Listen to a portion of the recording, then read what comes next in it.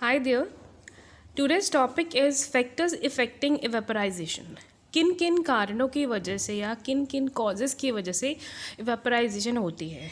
सी, जो हमारा gaseous state है वो एक ही रीज़न की वजह से होता है, that is the rise in the temperature. If the temperature is bit rising from the normal state, it is definite that the stage of the liquid और solid will be change into the gaseous form. ठीक है, कितनी जल्दी इवेपराइजेशन होगा ये depend करता है कि हमारा टेम्परेचर कैसा है. अगर आप फॉर एग्जांपल आपने पानी ही बॉईल करना है,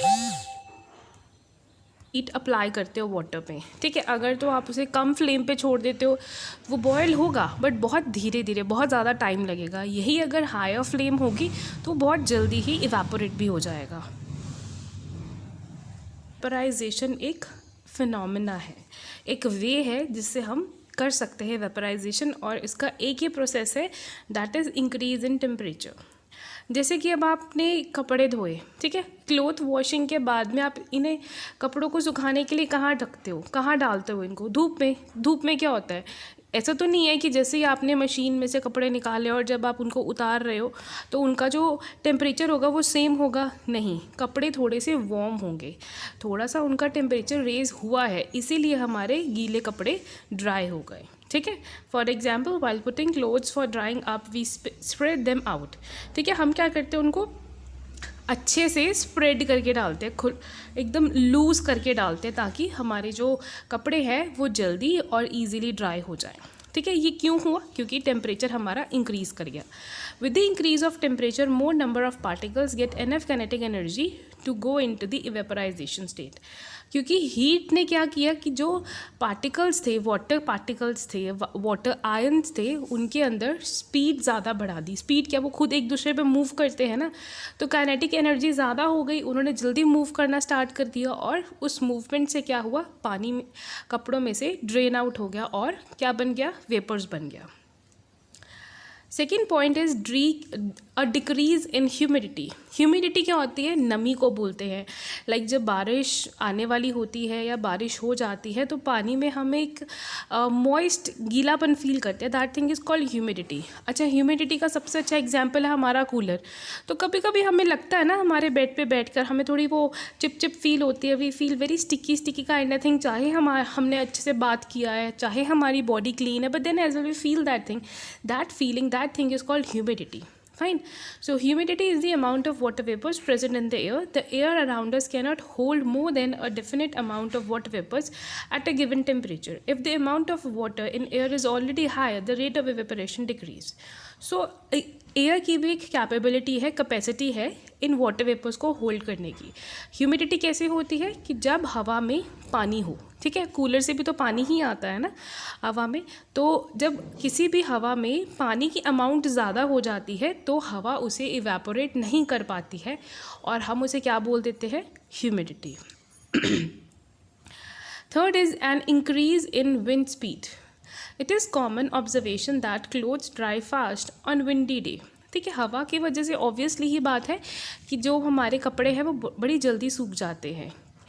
With the increase in wind speed, the particles of water vapors move away with the winds, decreasing the amount of water vapors in the surrounding. तो क्या होता है कि जैसे ही एयर फ्लो किसी भी वेट पार्टिकल पे या किसी भी वेट मैटर पे हिट करती है तो क्या होता है कि उस मैटर में जो वाटर पार्टिकल्स प्रेजेंट होते हैं वो भी हवा के साथ में ब्लो अवे हो जाते हैं. ठीक है ना, तो हवा में कपड़े क्यों हमारे जल्दी ड्राई हो जाते हैं, बिकॉज जो कपड़ों में वाटर पार्टिकल्स होते हैं वो विंड के साथ ही ब्लो हो जाते हैं.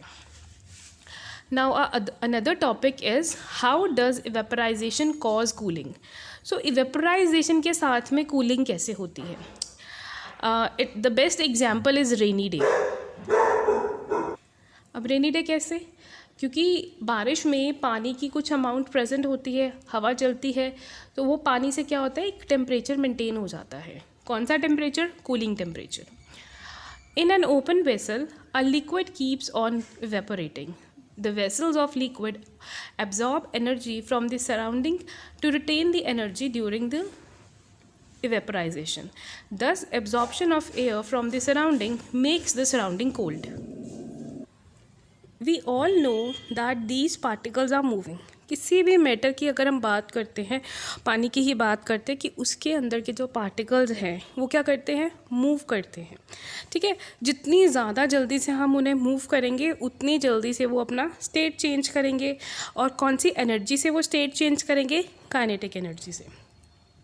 अगर हम एक ओपन वेसल की बात करते हैं, नॉर्मल घर के अंदर वाला नहीं, अगर आप किसी भी पॉट में या किसी भी वेसल में पानी फिल करके उसे आप अपनी छत पे रख दोगे, धीरे धीरे वो पानी कम हो जाएगा। क्या हो जाएगा, उस पानी को इवेपोराइजेशन हो जाएगी, ठीक है।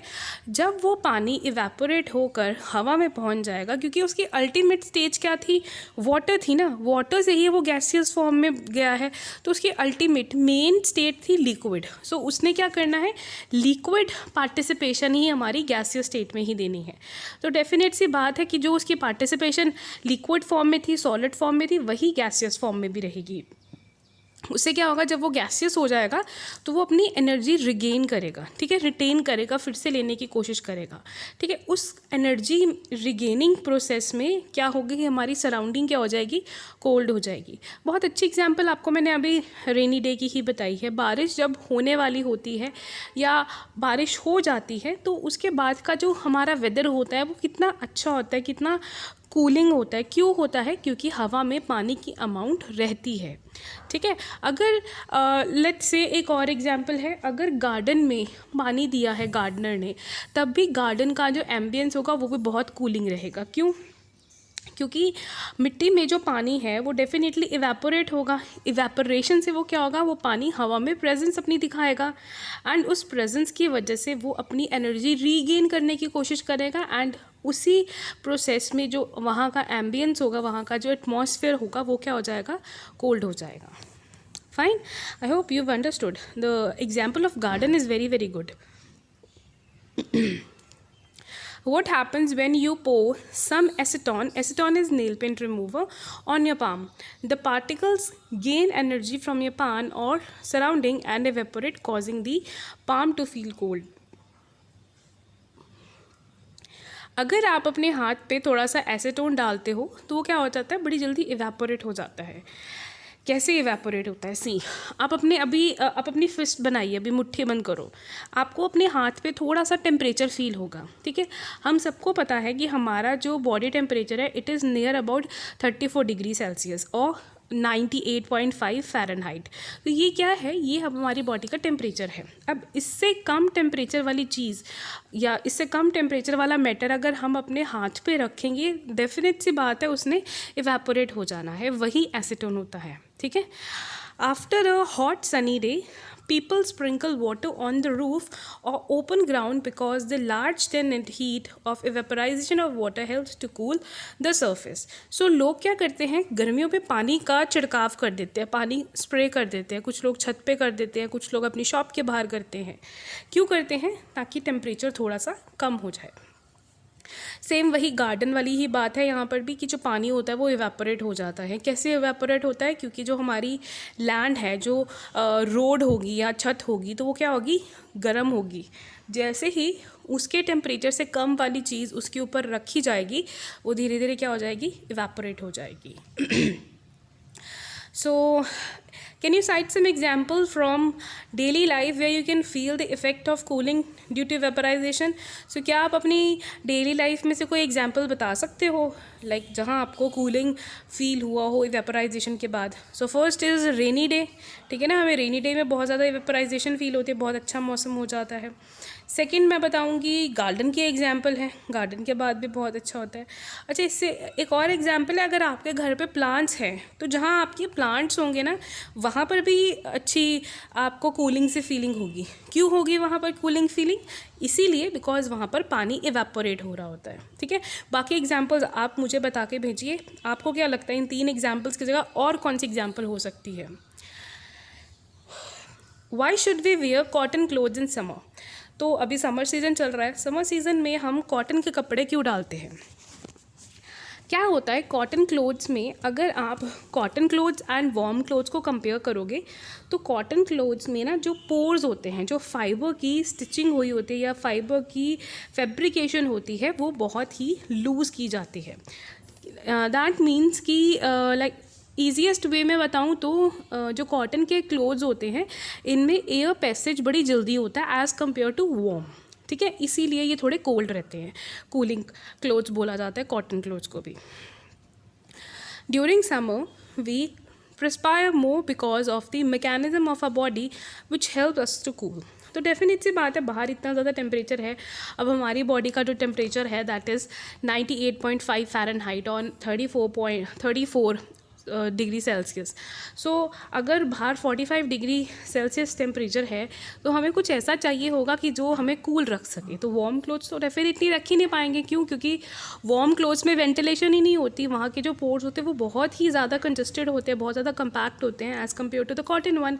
जो कॉटन क्लोथ्स के पोर्स होते हैं, पोर्स बोल लो आप, फाइब्रस होल्स बोल लो, ठीक है, जो आपने समझना है, आप कुछ भी बोल सकते हो, ठीक है। जो इसके फाइब्रस होल्स होते हैं वो क्या होते हैं, बहुत ज़्यादा होते हैं, बड़े। अगर आप देखो, जैसे अभी आपने कोई टी शर्ट पहनी हो तो आप किसी भी टी शर्ट को उठा के देखो, तो अगर आप उसमें अपने आईज़ के पास में से लाकर देखोगे तो आपको पता चलेगा कि इसमें होल्स है, ठीक है। वो होल्स किस लिए होते हैं? वेंटिलेशन के लिए। ये वेंटिलेशन से क्या होता है, हमारी बॉडी कूल रहती है, ठीक है।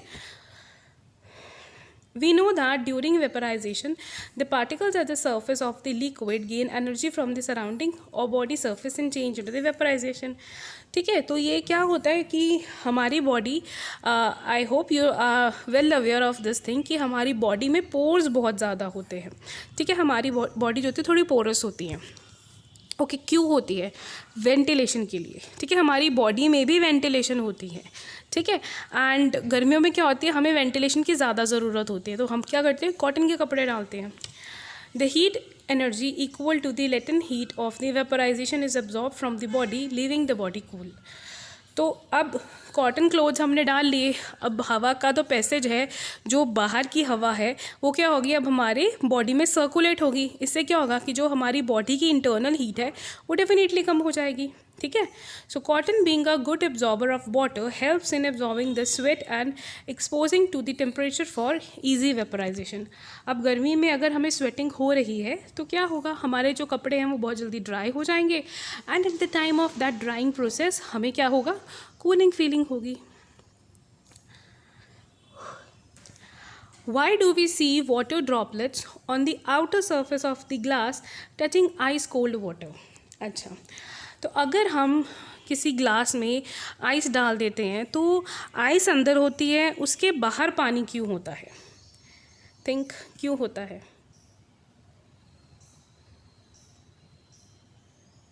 Okay, let's take some ice water in tumbler. Soon we will find water droplets on the outer surface of the tumbler. The water vapors present in air on the coming in contact with the glass of water lose energy and get converts to the liquid state, which we see as water droplets. देखो, हमारी जो हवा है उसमें पानी तो present है, ठीक है। कई सी ह्यूमिडिटी कम होती है कि जब वाटर की प्रेजेंस ज़्यादा हो जाती है, ठीक है। सो जब प्रेजेंस नॉर्मल होती है, एक्वेडेट होती है, तो वो दिखते नहीं हैं और हमें फील भी नहीं होते हैं। तो क्या हुआ कि जैसे ही हमने उस हवा का स्टेट चेंज किया, उस गैसियस स्टेट का जो टेम्परेचर है जब हमने चेंज किया, कैसे, गिलास में बर्फ़ डालकर, तो उस एरिया के जो आसपास के गैसियस वाटर ड्रॉपलेट्स थे वो क्या हुए, उनको थोड़ा कूलिंग टेम्परेचर मिल गया, और उन्होंने क्या किया, वो सारे जाकर कलेक्ट हो गए उस बर्फ़ वाले गिलास के पास में, ठीक है। So the water vapors present in air on coming in contact with the cold glass of water loses energy and convert into the liquid state. तो उस एरिया में जो वाटर ड्रॉपलेट्स प्रेजेंट थे वो क्या हो गया, उनकी एनर्जी ख़राब हो गई, ख़त्म हो गई, इसीलिए उन्होंने गैसियस स्टेट से लिक्विड स्टेट में अपने आप को कन्वर्ट कर लिया। और यही कारण है कि हमें वाटर ड्रॉपलेट्स दिखते हैं जब हम किसी भी ग्लास या किसी भी बीकर में ठंडी चीज़ डालते हैं, ठीक है। तो उससे क्या होता है, वहाँ आसपास का, उस गिलास के आसपास का जो टेम्परेचर होता है वो कम हो जाता है, एंड उससे क्या होता है कि जो भी गैसियस पार्टिकल्स होते हैं वो भी अपनी एनर्जी लूज़ करके अपनी स्टेट चेंज कर लेते हैं। Now we learn about the 5 states of matter. अच्छा, मेरे पास ना एक अच्छी एग्जाम्पल है, that is liquid to solid. वो तो हमने एक तो कर लिया था, दैट वाटर टू आइस। एक और है, that is liquid nitrogen gas. जैसे ही लिक्विड नाइट्रोजन गैस कांटेक्ट में आती है ऑक्सीजन में, वो उसी वक्त ऑटोमेटिकली सॉलिड हो जाती है। अब लिक्विड नाइट्रोजन का सबसे अच्छा एग्जाम्पल है आइसक्रीम। तो नॉर्मली कुछ लोग आइसक्रीम में लिक्विड नाइट्रोजन यूज़ करते हैं उसको इंस्टेंट फ्रीज करने के लिए। Fine. So now we are moving to the 5 states of matter. Liquid, solid, gas ये हमने कर लिया है। So 2 things we are going to do, that is plasma and Bose-Einstein's constant state. First is plasma. The state consists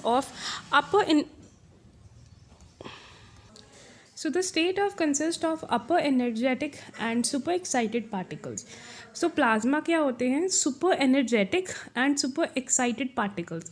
Super energetic and super excited क्यों? क्योंकि इनमें movement बहुत ज़्यादा होती है, ठीक है। These particles are in form of ionized gases. तो ये कौन से particles हैं? Ionized gases.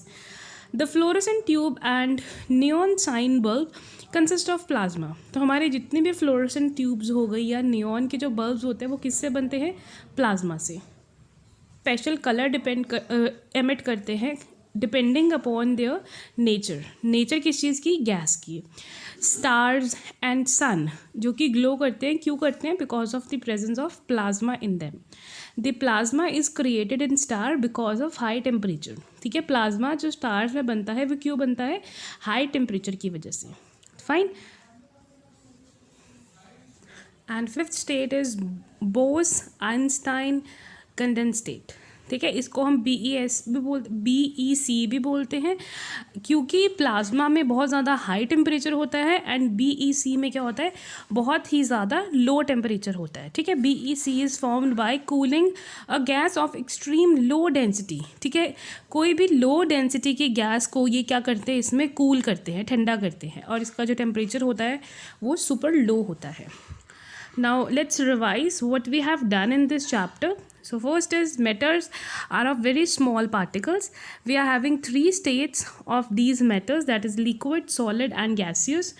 And in particles में क्या होता है? force of attraction, जिनकी वजह से इनका concentration हमें पता चलता है, एंड इनके बीच में स्पेसेस होती हैं डिपेंडिंग कि इसकी स्टेट कौन सी है, एंड इनमें क्या होती है? काइनेटिक एनर्जी होती है जिनकी वजह से ये ब्रेक डाउन होते हैं।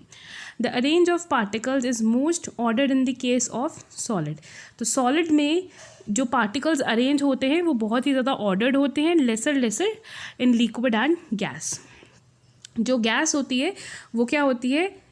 इंटर कन्वर्टेबल होती है। कैसे? वाटर को बॉयल किया, वाटर क्या बन गया? इवेपर बन गया, गैसियस हो गया। अगर उस वाटर को हम कवर कर देंगे क्या होगा? वाटर जो गैसियस फॉर्म में बना था वो जैसे ही लिड के साथ अटैक करेगा, लिड के साथ जैसे ही टकराएगा वो क्या बन जाएगा? अगेन लिक्विड फॉर्म में बन जाएगा।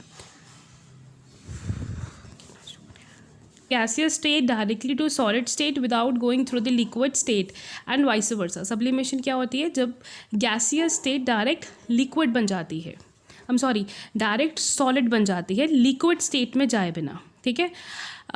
Boiling is a bulk phenomenon. The particles from bulk of liquid changes into vapor.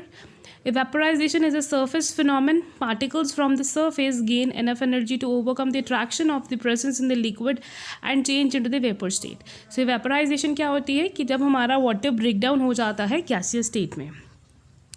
The rate of evaporization depend upon the surface area. तो ये डिपेंड करता है कि इवेपराइजेशन किस तरह की जगह में हो रही है, किस तरह के टेम्परेचर में हो रही है। इवेपराइजेशन से क्या होता है? कूलिंग होती है। So that's all we have done in this chapter students. I hope you have understood the chapter very much, and if you have any sort of problem please do message me. Thank you so much.